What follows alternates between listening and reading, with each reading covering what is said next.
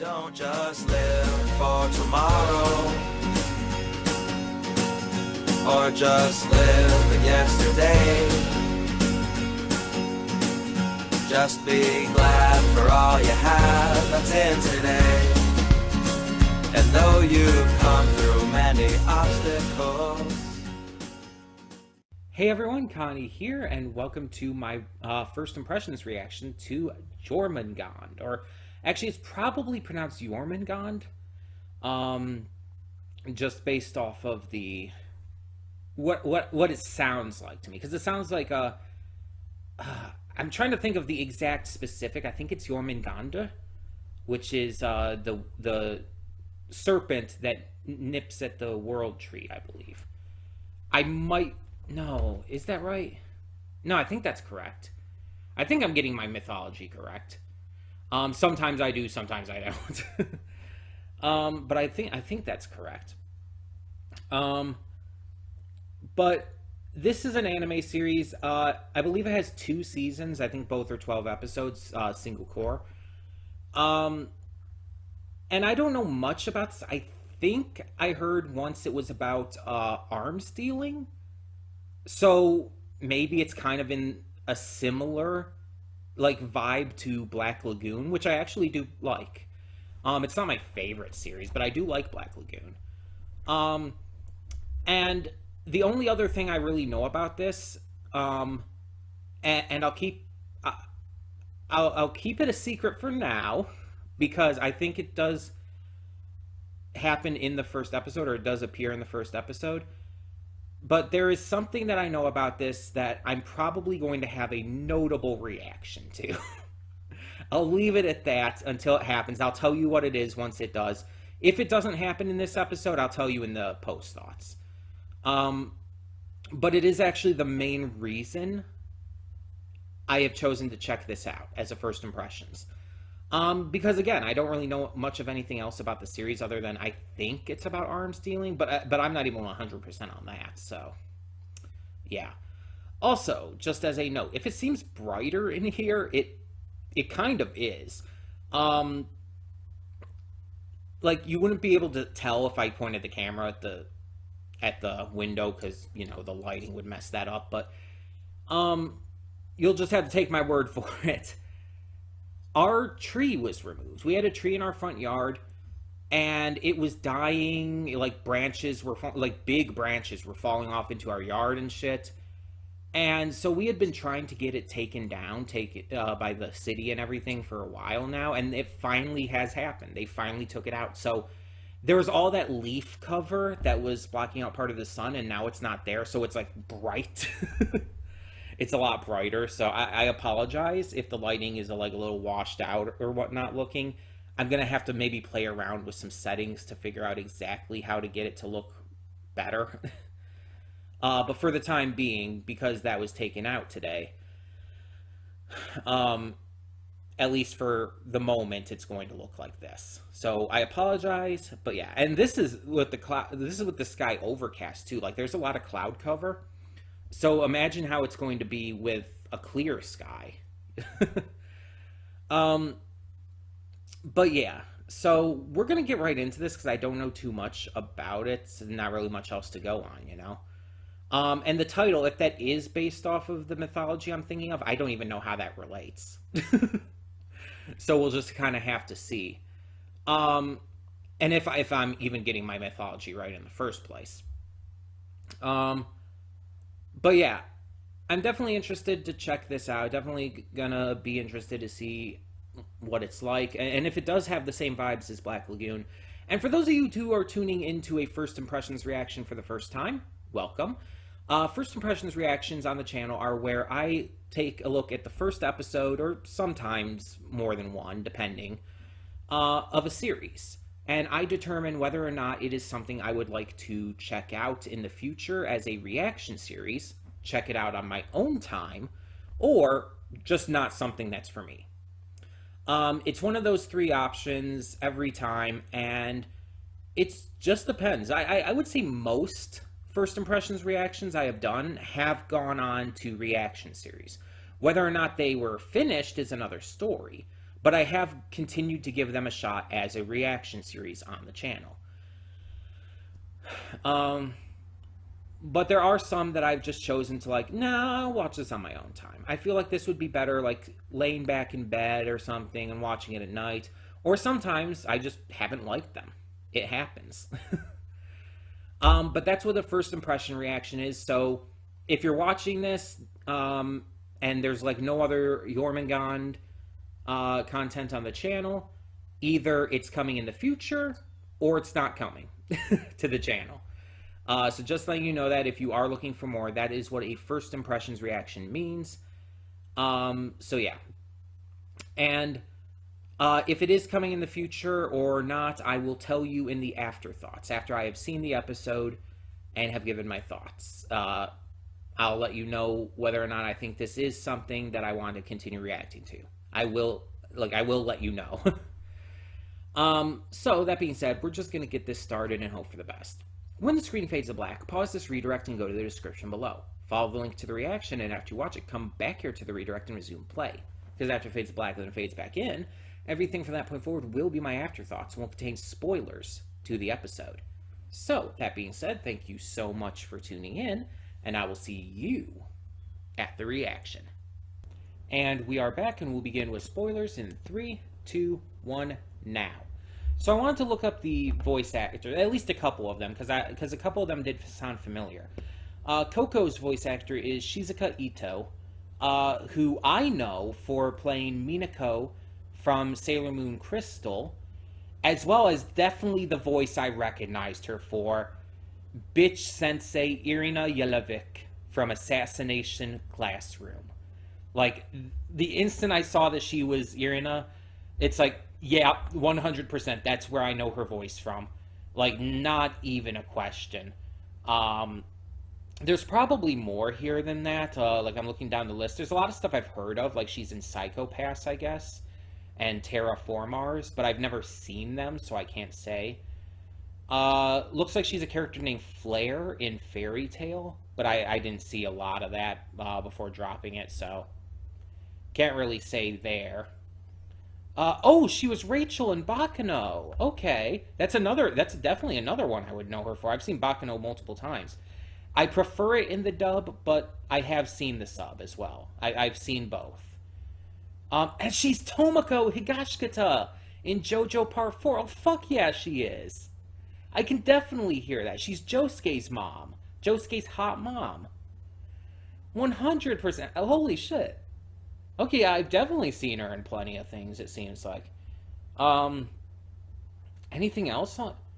She's Derry in Gurren Lagann?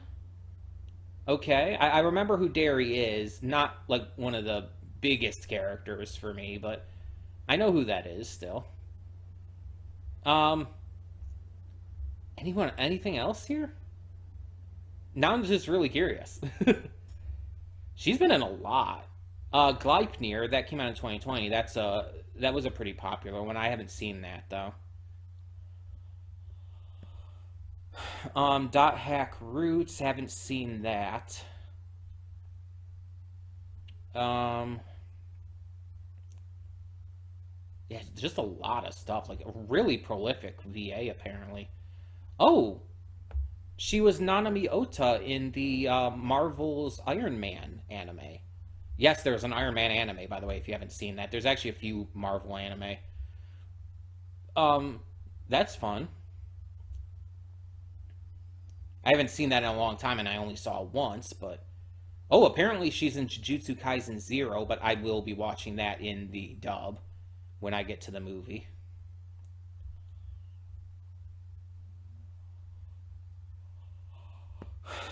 Looks like a lot of other stuff. Like, wow.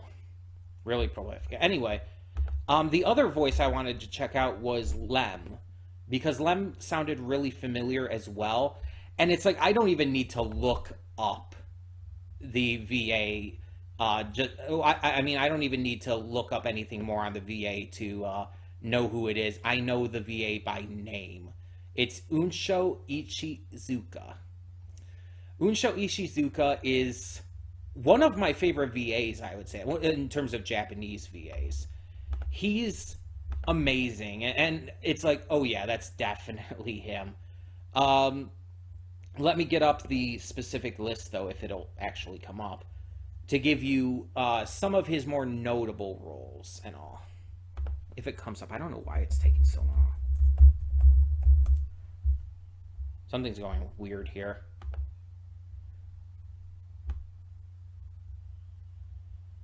But some of his more notable roles is Heihachi Mishima in the Tekken games, Jet Black from Cowboy Bebop, Kizaru in One Piece, Von Hohenheim in Full Metal Alchemist Brotherhood, Zabuza in Naruto, and probably one of his best known roles is Old Man Joseph Joestar in JoJo Stardust Crusaders and Diamond is Unbreakable.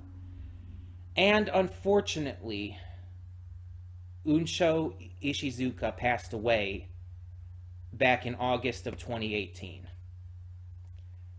So unfortunately, he has passed. He died due to esophageal cancer.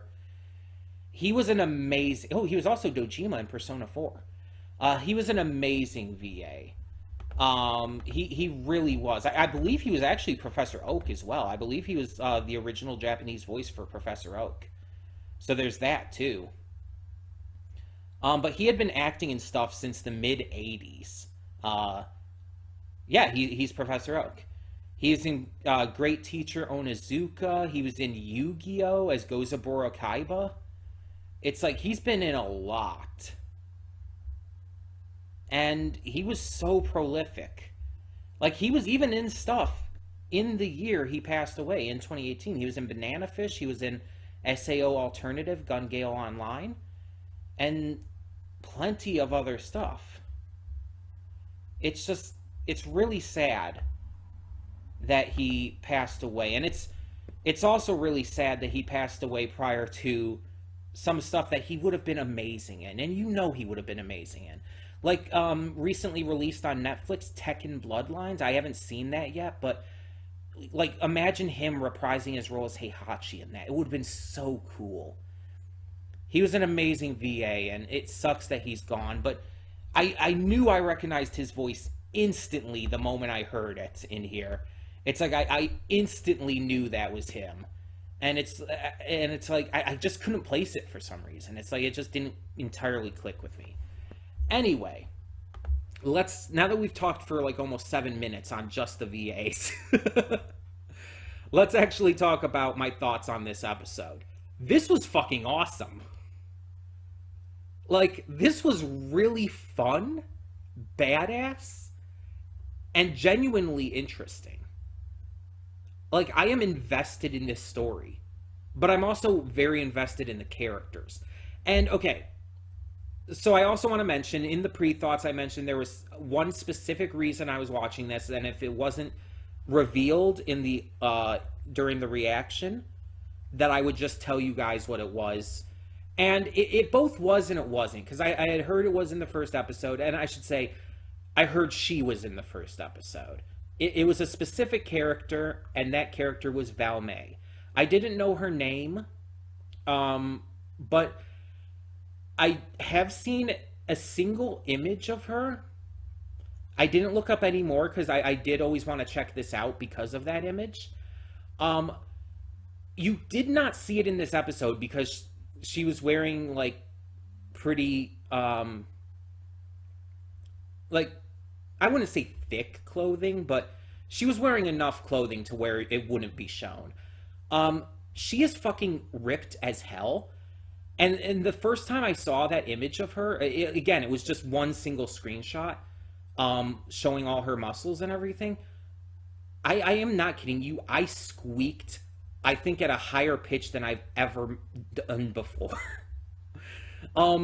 Basically, my reaction when I first saw that, after that, like, my instant thoughts were, I don't know what this series is, but I am into her like nothing else. Like, I was so fucking just just straight up horny for her. I'll just say that. I was simping hard. I was thirsty as fuck. Whatever term you want to use, it was me. And so I'm almost kind of glad that like her muscles weren't shown in this. And by the way, the instant I saw her, I knew it was her, because the eye patch is pretty recognizable. But yeah, it's like I was waiting for it to like show that, but it didn't in this episode, I guess. But yeah, like I'm kind of glad it didn't show her muscles in this episode, because I would have made probably a pretty embarrassing noise. The only problem with that is we're definitely continuing to react to this series. So I might make a pretty embarrassing noise in a future video. I might. Curse me and my gay thoughts towards buff women. God, I am so gay for buff women. Like, you have no fucking idea. I'm so gay for buff. And speaking of so gay, I think she's so gay. The way she was talking about Coco and everything, the way she was so protective and loyal towards her, like even just specifically the line, like when she was worrying about Coco being alone with the boy, whose name I am forgetting at this moment. It started with a J, but it's like I can't think of it. Wow, it's completely escaping me, yet they said it multiple times there. Wonder if I could find it, like, real quick in the episode. Let me see.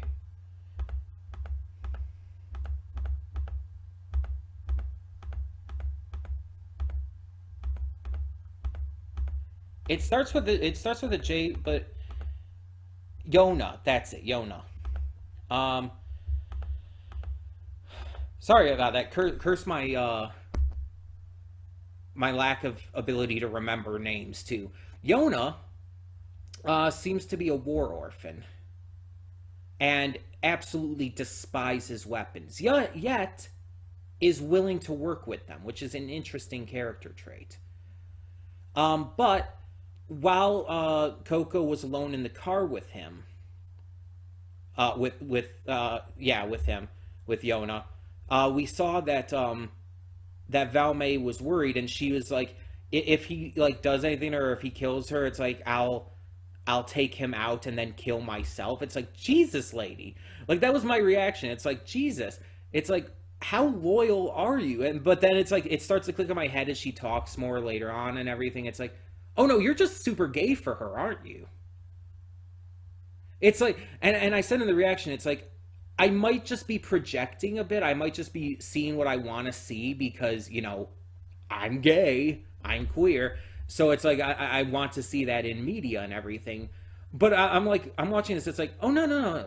She really does seem gay. Like, for Coco. Very specifically for Coco. It's like, it seems like more than just, like, protectiveness and everything. It seems like she straight up loves Coco, and she is very much into her. That's the vibe I got from it. Again, I might be wrong, and the show probably won't even go too in depth with it. But that is definitely the vibe I got from it. And don't tell me, by the way, whether I'm right or wrong on that. You can tell me if it seems that way to you as well, but just don't actually confirm anything, because like I said, we are continuing to react to this 100%. And Coco is definitely part of that. Coco, outside of just having a very just generally pretty design,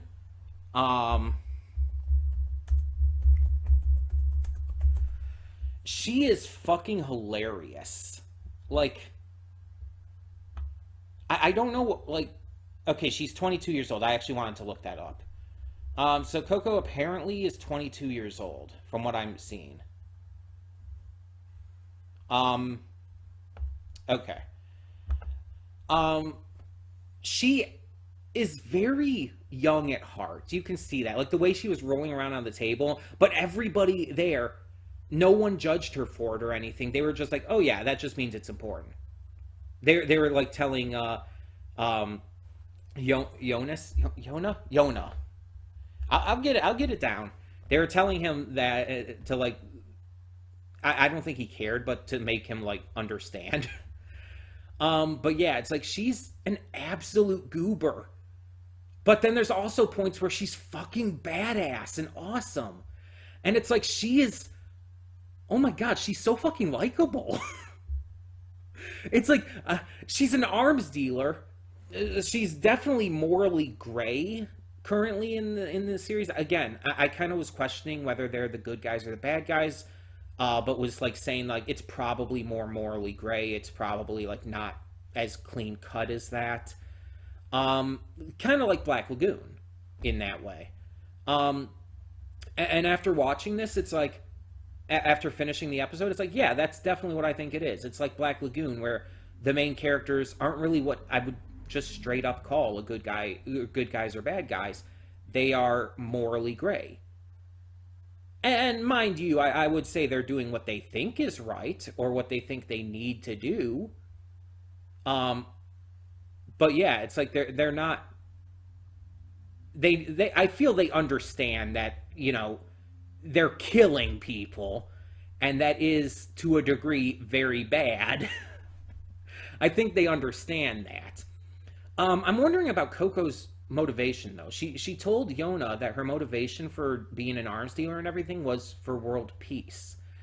And I'm very curious about that because that seems very antithetical to world peace, being an arms dealer. You know what I mean? Like dealing weapons of death, which they actively do say in this episode. They actively do say, like, yeah, these are metal weapons of death. They don't sugarcoat that. It's not like they're saying like, oh no, it's the person holding it. It's like, no, these are weapons made to kill. That's their purpose, and I really like that they acknowledge that. But they're saying like, that's what we deal in. Yet my goal is world peace, and it's like I'm just thinking like, how do you figure like what do you mean by that? There's got to be something to that, of course, but yeah, it's just really interesting.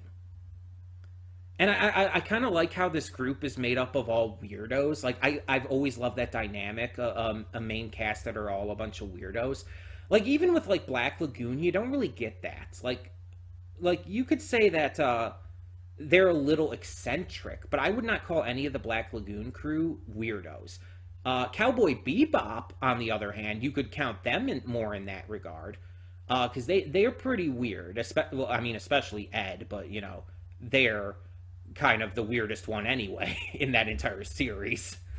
But they're also like my favorite character in Cowboy Bebop, so there's that too.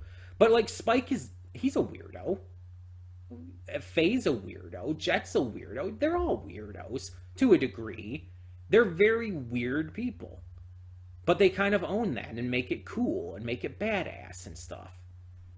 Or even in Faye's case, kind of sexy. Hell, even in Spike's case, kind of sexy. Let's be honest. Spike kind of has a sex appeal. He does. Like people always talk about that series and talk about Faye being like the sexy character. It's like, why don't people talk about Spike being sexy? He's kind of sexy. I wouldn't call him like the sexiest anime character out there or anything, but he definitely has sex appeal. Like, you kidding me?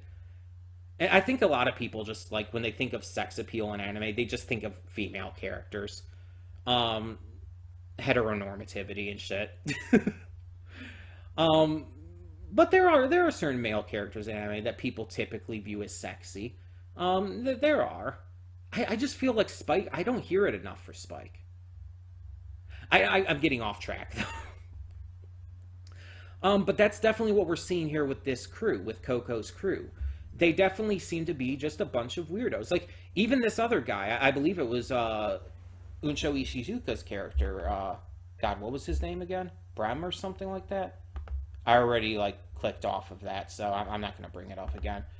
But even he was, like, he's talking to, not Coco, I'm going to get the name down. I'm going to get his name down. Yona. I think it's because it's said that way. I think it's because it's pronounced that way that's throwing me off. But he even said, like, when he's talking to Yona, and Yona apparently asked him and everything about why he follows Coco, I guess, or whatever. Like, he starts, like, telling this, how basically you're saying that me as this amazing, awesome guy is like, why do I follow this young arms dealer and all? And he's like, and Yona's like, I didn't, like, compliment you like that. And it's like, okay, so we see his quirk. His quirk is like, he's kind of full of himself, but in a very fun, lovable way. He's not like super egotistical in a detrimental way or any kind of like aggressively negative way. It's more like a goofiness, a goofy little tick. Like he's constantly complimenting himself, like, I'm awesome, I'm cool, I know it. And I like that. And again, we see that Valmay has a massive, massive girl crush on Coco. Like, she is so fucking gay for her. And again, even if nothing is ever directly confirmed for that, that's my headcanon at this point. And again, do not actually tell me if I'm right about that, because I definitely want to see as we continue to watch. And we don't get to know all of the characters yet. I definitely think we'll get to, like, meet them more personally later on. But it's like, it's only a first episode. It is really kind of introducing us to things in the same way that it's introducing Yona to things. We get to meet Coco. We get to see how eccentric and funny she is. Like, oh my god, she is so fucking funny. When she was, like, going out of bed to try and find the bathroom, like, she falls on, she just drops on top of Valmay, and it's like, oh my god, that's funny. And especially like Valmay's like, God, you're heavy, Coco. And it's like, one, you two sleep in the same room. two. I think it's probably because Valmay is watching over her and everything in her eyes, so that's probably the reason for it. But also, would you see Coco come out of the room in front of Brem and Yona, and she's just like full goblin mode? It is the fucking funniest thing ever. It's just like full on goblin energy, and it's like, I am here for it. I am so fucking sold on her character. She's pretty, she's badass, she's funny as hell, she's adorable, and she's a fucking goblin. It's like, oh my god, it's just like, this is I think I'm simping for her. Like, oh god, don't tell Valmay that, I'll be in trouble. But no, seriously, I think I'm kind of simping for her a little bit. She's just a really likable character. And seeing as she's one of the main characters, she's the leader of this group, she and Yona are probably going to have the most screen time. So yeah, I'm like super into that. I don't know if this has a dub, by the way. Let me actually check real quick. I'm actually gonna check to see if this does have a dub. I'll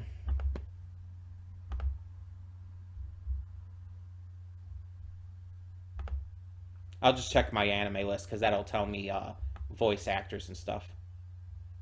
Yeah, I guess it does, because it lists voice actors for English, German, and French here as well. Anastasia Munoz, I'm not sure, is the English voice of Coco, though. I don't recognize the name offhand. What else has Anastasia been in? Oh, Jacuzzi Splat from Bakano, another Bakano VA. Hell yeah. Okay, I definitely know you then. I know Jacuzzi. Oh, you were in Tokyo Ghoul as Kaneki's mother? Okay. You had a very small role then. Oh, Azusa from Shiki? Oh god, Shiki. Yeah, hell yeah. Cosmos from One Piece? Okay, you've been in quite a few things yourself. Tights from Dragon Ball Super? That's Bulma's sister, I believe, right? But oh, okay, yeah, there is a dub for Jormungand.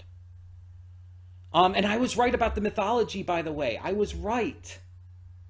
Like they blatantly talk about the mythology in there, and it's like, oh my gosh, I was actually correct about that, about the world serpent and everything.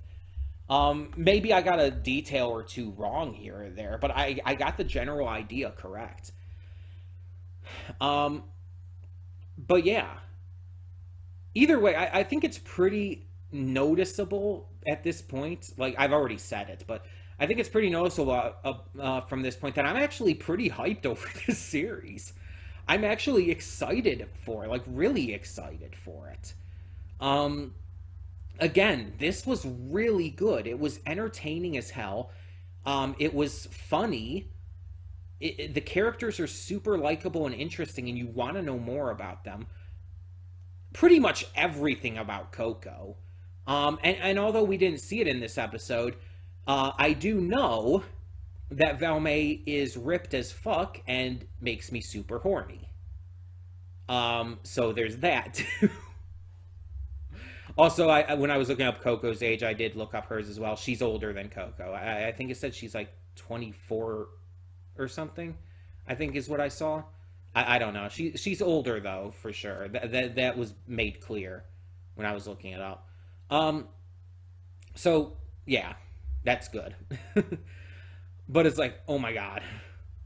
Again, I'm super into buff girls, so especially with her muscle definition from that one picture I've seen. And it was just one picture, a single picture, but still.